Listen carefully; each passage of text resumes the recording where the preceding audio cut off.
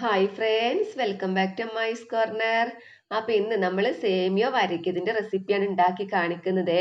വളരെ ടേസ്റ്റി ആയിട്ടുള്ള ഒന്നാണ് കേട്ടോ. കുട്ടികൾക്കും മുതിർന്നവർക്കും ഒക്കെ ഒരുപോലെ ഇഷ്ടപ്പെടുന്ന ഒന്നാണ്.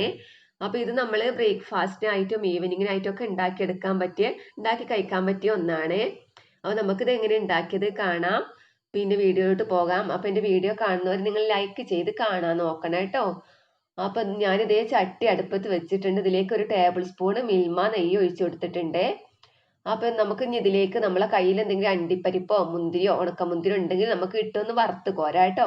ഉണ്ടെങ്കിൽ മാത്രം മതി, നിർബന്ധമല്ല. അപ്പം എൻ്റെ അടുത്ത് ഇത്തിരി ഉണക്കമുന്തിരി ഉണ്ടേനു കേട്ടോ. അപ്പം അത് മാത്രം ഞാൻ ഇതേ വറുത്ത് കോരുന്നുണ്ടേ. വറുത്ത് കോരിയതിന് ശേഷം നമുക്കിതേ ആ ചട്ടിയിലേക്ക് തന്നെ നമ്മൾ കുറച്ച് സേമിയ കൊടുക്കുന്നുണ്ട് കേട്ടോ. സേമിയ ഒരു 200 ഗ്രാമൊക്കെ ഉണ്ടാവും കേട്ടോ. അപ്പൊ ഇത് നമുക്കൊന്ന് വറുത്തെടുക്കണം, നല്ലതുപോലെ വറുത്തെടുക്കണേ. അപ്പൊ എന്താ വെച്ചാൽ അവിടെയും ഇവിടെയൊക്കെ തിരിച്ചൊരു ബ്രൗൺ കളറൊക്കെ ആയി വരുമല്ലോ ആ രൂപത്തിൽ കേട്ടോ. അപ്പൊ അങ്ങനെ ഒന്ന് വറുത്തെടുക്കാം. അപ്പൊ ഇത് കുറച്ച് നിറമൊക്കെ മാറി ഇത്തിരി ഒരു പാകത്തിന് വറവായി വന്നിട്ടുണ്ട്. അപ്പൊ ഇനി നമുക്ക് ഇതിലേക്ക് നല്ല തിളച്ച വെള്ളം നമ്മൾ ഒഴിച്ചു കൊടുക്കണം കേട്ടോ. അപ്പൊ പാകത്തിന് ആയിട്ടുണ്ട് കേട്ടോ. അപ്പൊ നമുക്ക് നല്ല തിളച്ച വെള്ളമാണ് ഞാൻ എടുത്തിട്ടുള്ളത്. അപ്പൊ ഇത് നമുക്ക് ഒഴിച്ചു കൊടുക്കാം. അപ്പോൾ വെള്ളം ഒഴിച്ചു കൊടുക്കുമ്പം ഇതിൻ്റെ ഒരു 1/4 ഭാഗം മാത്രം വേവാനുള്ള വെള്ളം നമ്മൾ ഒഴിക്കാവൂ കേട്ടോ. കൂടുതൽ ഒഴിക്കരുത്. ഒരു 1/4 ഭാഗം സേമിയ വേവാൻ പാടുള്ളൂ. അതിനനുസരിച്ചുള്ള വെള്ളം നമ്മൾ ഒഴിച്ചു കൊടുക്കുക. അപ്പം ഇനി നമ്മൾ ഇതിലേക്ക് പിന്നെ കുറച്ച് ഉപ്പ് ഇട്ട് കൊടുക്കണേ. ആദ്യം നമ്മൾ സ്വീറ്റ് റെസിപ്പിയാണ് ഉണ്ടാക്കുന്നത്. അപ്പോൾ ഇതിലേക്ക് നമ്മൾ ആ മധുരം ബാലൻസ് ചെയ്യാനുള്ള ഉപ്പാണ് നമ്മൾ ആദ്യം ചേർത്ത് കൊടുക്കുന്നത് കേട്ടോ. ഇത് നമുക്ക് ഇളക്കി കൊടുത്തതിന് ശേഷം നമുക്ക് ഇതിന് ലോ ടു മീഡിയം ഫ്ലെയിമിൽ അടച്ച് വെച്ച് വേവിച്ചെടുക്കാം കേട്ടോ. ഹൈ ഫ്ലെയിമിലൊന്നും ഇടരുതേ, കുറച്ച് ലോ ഫ്ലെയിമിലാക്കി കുറച്ച് ഇങ്ങനെ വെക്കുക കേട്ടോ, ഒന്ന് വേവട്ടെ. ആ സമയം നമുക്ക് തേങ്ങയൊക്കെ ചിരകി പിന്നെ പൊളിച്ച് ചിരകി വെച്ചിട്ടുണ്ട്.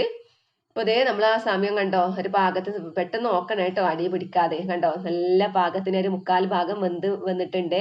വെള്ളമൊക്കെ പാകത്തിനായി വന്നിട്ടുണ്ട്. ഇനി നമുക്കിതിലേക്ക് ഞാൻ ഫ്ലെയിം ഓഫ് ആക്കിയിട്ടുണ്ട്. എന്താ വെച്ചാൽ നമുക്ക് തേങ്ങാപ്പാലൊക്കെ എടുക്കാനുണ്ട്. തേങ്ങാപ്പാൽ എടുത്തിട്ടില്ല. അപ്പോൾ ഓഫാക്കി ആ സമയം നമുക്കിത് ഞാൻ പഞ്ചസാര, ഇതിലേക്ക് ആവശ്യത്തിനുള്ള പഞ്ചസാര ഞാൻ ചേർത്ത് കൊടുക്കുന്നുണ്ട് കേട്ടോ.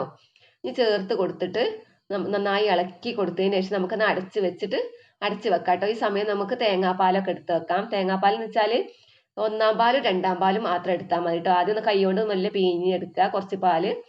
പിന്നെ 2-ാം പാലിൽ കുറച്ച് വെള്ളം ഒഴിച്ചിട്ട് മിക്സിൻ്റെ ജാറിലൊന്ന് കറക്കിയെടുത്താൽ മതി കേട്ടോ.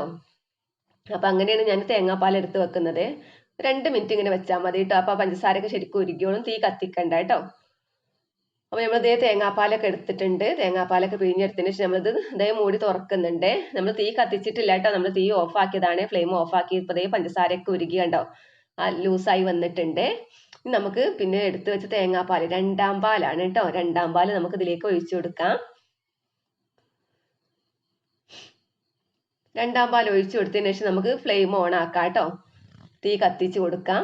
അതുപോലെ തന്നെ ലോ ടു മീഡിയം ഫ്ലെയിമിലിട്ടൊന്ന് പിന്നെ വറ്റിച്ചെടുക്കണം കേട്ടോ, വേവിച്ചെടുക്കണം. ബാക്കി വേവ് നമ്മൾ ഈ തേങ്ങാപ്പാൽ ഒഴിച്ചതിന് ശേഷമാണ് വേവിച്ചെടുക്കുന്നത് കേട്ടോ. ഒരു 1/4 ഭാഗം നമ്മൾ നല്ല തിളച്ച വെള്ളത്തിൽ വേവിച്ചില്ലേ, ബാക്കി ഇനി തേങ്ങാപ്പാൽ വേവിക്കുന്നുണ്ട്. പിന്നെ ഇതേ നമുക്ക് ഏലക്ക വേണം. ഏലക്കായും നമ്മൾ ചേർത്ത് കൊടുക്കുന്നുണ്ട്. അപ്പോൾ ഇത് ശരിക്കും ഒന്ന് വെന്ത് കുറുകി വരും കേട്ടോ. അപ്പോൾ നമ്മൾ കേസരി ഉണ്ടാക്കുന്നതിൻ്റെ വേറെ രീതിയിൽ നമ്മൾ ഇത് വൈകുന്നേരമൊക്കെ കുട്ടികൾക്ക് ഭയങ്കര ഇഷ്ടമാണ് കേട്ടോ അതെങ്ങനെ ഇതുപോലെ ഉണ്ടാക്കുന്നത്. അപ്പോൾ കുറച്ച് ലൂസിൽ ചൂടോടെ കഴിക്കാം, അല്ലെങ്കിൽ തണുത്തതിന് ശേഷം നല്ല കുറച്ച് ഉറപ്പായി വരും. ആ രൂപത്തിലും കഴിക്കാൻ പറ്റിയേ.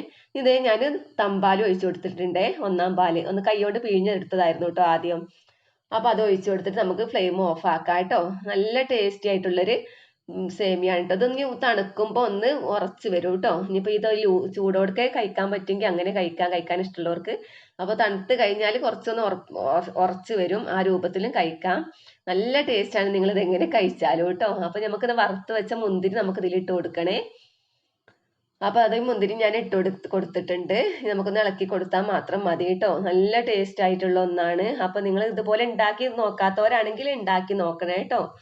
അപ്പോൾ നമുക്ക് മറ്റൊരു വീഡിയോയുമായി വീണ്ടും കാണാം. അതുവരേക്കും ബൈ, അസ്സലാമു അലൈക്കും.